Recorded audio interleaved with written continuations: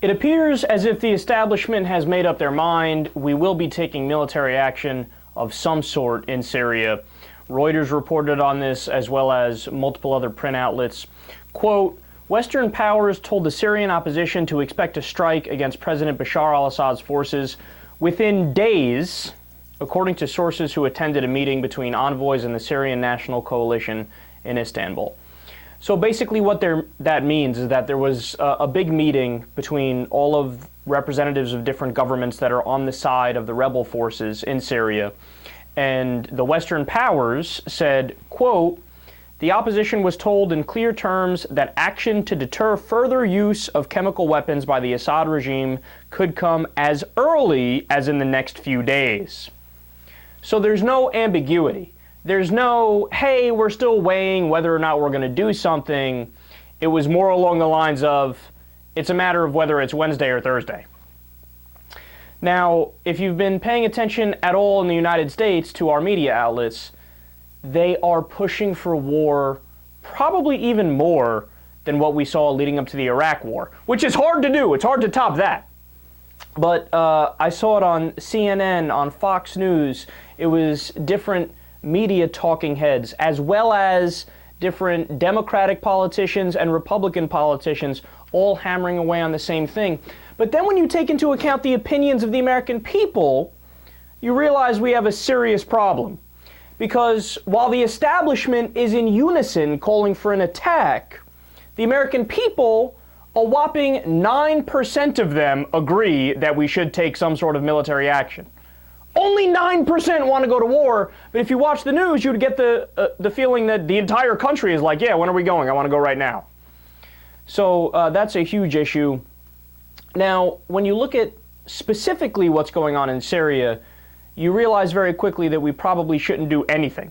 So on one side, you have Bashar al-Assad, who's a brutal dictator, and Hezbollah, which is a Shia militant group. And on the other side, you have Syrian rebels who are fighting to take back their country, but you also have al-Qaeda.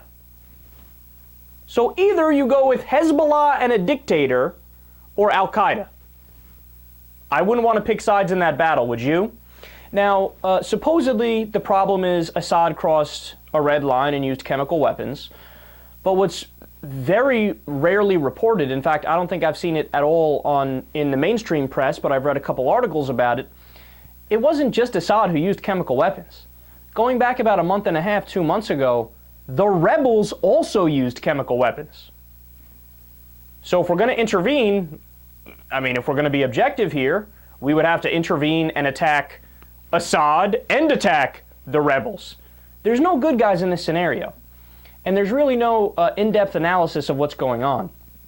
So if you want to look into the actual motivations of why the United States is doing it, then I become even more cynical. Because look, if we really cared about humanitarian intervention, we would have went to the Congo, for example, where millions of people were getting slaughtered. We would have went to Darfur, where people were getting slaughtered and there was no food and it was a horrendous situation. We would have probably went to North Korea by now. We would have went to roughly 100 places before we would go to Syria.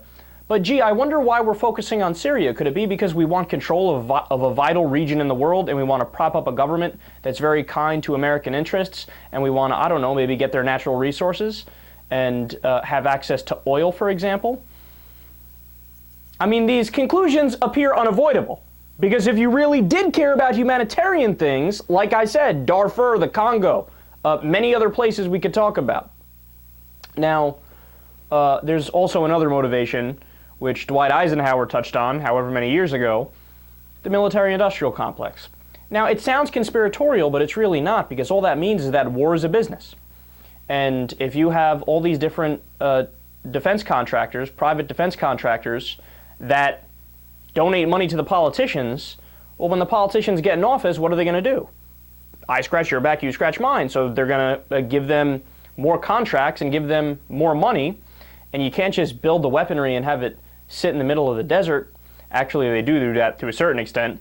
But eventually, if you're going to make more and more, you got to get rid of the weapons somehow, which is where you get us selling weapons and giving weapons to the rebels, for example, us giving $1.3 billion in aid to Egypt, because all that money goes right to them and comes right back to us, goes right into the pockets of the defense contractors.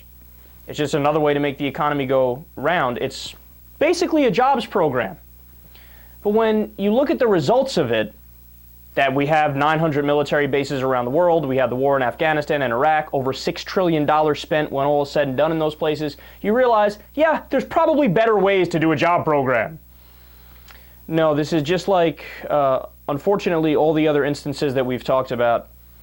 We should stay out and mind our business. It's the best thing we could possibly do. I'm not saying that's a good answer. I'm saying it's the least bad answer.